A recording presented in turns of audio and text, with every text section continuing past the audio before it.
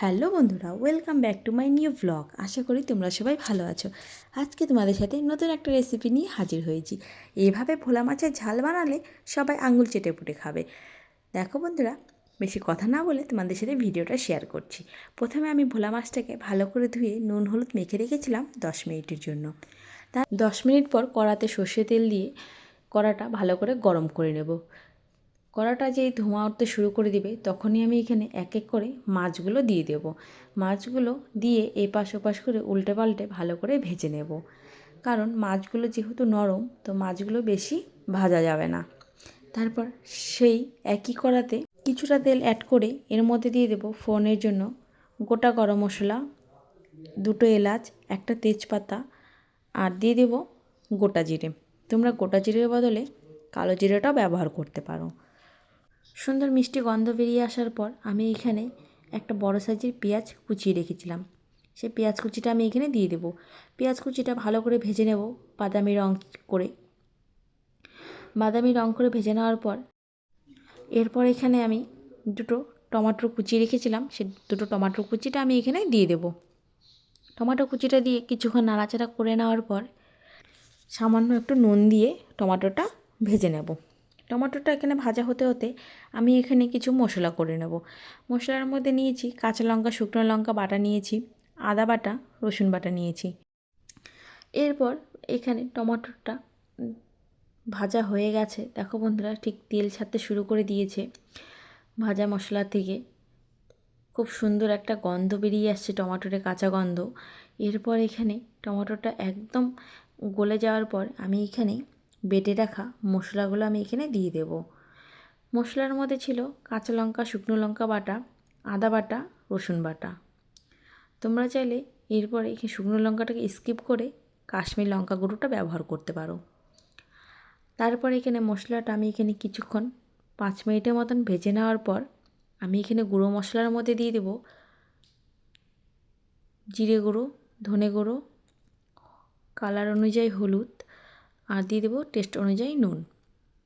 ভালো করে 5 মিনিটের মতন মশলাটাকে কষিয়ে নেব।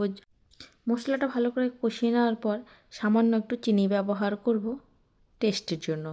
এরপর চিনি দিয়ে আমি আবারও সামান্য একটু গরম জল দিয়ে আমি এখানে 2 মিনিটের মতন মশলাটা কষিয়ে নেব। দেখো বন্ধুরা, মশলাটা কষানোর পরে একটা কাঁচা গন্ধ বেরিয়ে আসার পর আমি এখানে আবারও মিনিট 5-এর মতন মশলাটাকে ভালো করে কষিয়ে নেব। মশলাটা একদম কষানো হয়ে গেছে, আর মশলাটা যত কষানো হবে তত রান্নাটা টেস্ট হবে। এরপর দেখো আমি এখানে জল দিয়ে দিলাম। তোমরা তোমাদের ঝোল অনুযায়ী জলটা ব্যবহার করবে। এরপর আমি এখানে 2 মিনিটের মতন ঝোলটাকে ফুটতে দিয়ে দিয়েছি। যেহেতু এখানে ভোলা মাছের ঝাল বানাবো তার জন্য বেশি আমি এখানে ঝোলটা রাখবো না, ঝোলটা শুকাবো না। আর এর মধ্যে আমি এক এক করে ভোলা মাছগুলো দিয়ে দেবো। ভোলা মাছটা দিয়ে দেওয়ার পর আমি আবারও এখানে 2 মিনিটের মতন ভোলা মাছ দিয়ে আমি এখানে ঝোলটা ফুটতে দিয়ে দেবো। এর মধ্যে ভোলা মাছের মধ্যে নুন ঝালটা যাতে ঢুকে যায় এর জন্য আমি আস্তে করে গ্যাসটা একদম লো ফ্লেমে রেখে মাছটা ফুটতে দিয়ে দেবো। এভাবে দিয়ে দেওয়ার পর যেহেতু মাছগুলো বড় বড় ছিল এর জন্য আমি ভালো করে খুন্তির দ্বারায় নাড়াচাড়া করতে পারিনি। আমি কড়াইয়ের দ্বারায় আমি ভালো করে মাছটাকে এপাশ ওপাশ করে ঘুরিয়ে দিয়েছি। দেখো বন্ধুরা, মাছগুলো ভোলা মাছগুলো যেহেতু ভোলা মাছের তুলনায় ভোলা মাছগুলো যেহেতু একদমই নরম হয় তার জন্য আমি আলগা হাতে আমি ভোলা মাছগুলো এপাশ ওপাশ করে নাড়াচাড়া করে দিয়ে দেবো। দেখো বন্ধুরা, এভাবে দিয়ে দেওয়ার পর এভাবে ভোলা মাছটা এপাশ ওপাশ করে উল্টে দেওয়ার পর একদম রেডি ভোলা মাছের ঝাল। তোমরা অবশ্যই ভোলা মাছের ঝাল বানানোর সময় একটা জিনিস মনে রাখবে যে ধনেপাতা দেওয়ার সময় অনেকেই আছে ভোলা মাছ বানানোর সময় ধনেপাতা দিয়ে গ্যাসটা একদম লো ফ্লেমে রেখে ধনেপাতা কুচি দিয়ে নামিয়ে দেয়, কিন্তু সেটা করবে না। ভোলা মাছের মধ্যে যারা যারা নতুন বা ভোলা মাছ খেতে পছন্দ করে না, একটা ভোলা মাছের একটা গন্ধ থাকে, তার জন্য ভোলা মাছটা গ্যাসটা একদম বন্ধ করে ভোলা মাছটা নামিয়ে তার উপর দিয়ে ধনেপাতা দিয়ে দিলে একটা অন্যরকম টেস্ট হয় আর অন্যরকম একটা সেন্ট হয়। এর জন্য ভোলা মাছটা নামিয়ে আমি ভোলা মাছের উপর দিয়ে ধনেপাতা কুচিটা দিয়ে দেবো। দিয়ে ভালো করে একটু নাড়াচাড়া করে নিয়ে একদম ভোলা মাছের ঝাল রেডি। তো বন্ধুরা, আমার যদি এই ভিডিওটা ভালো লেগে থাকে please like, comment, share, subscribe করতে ভুলো না।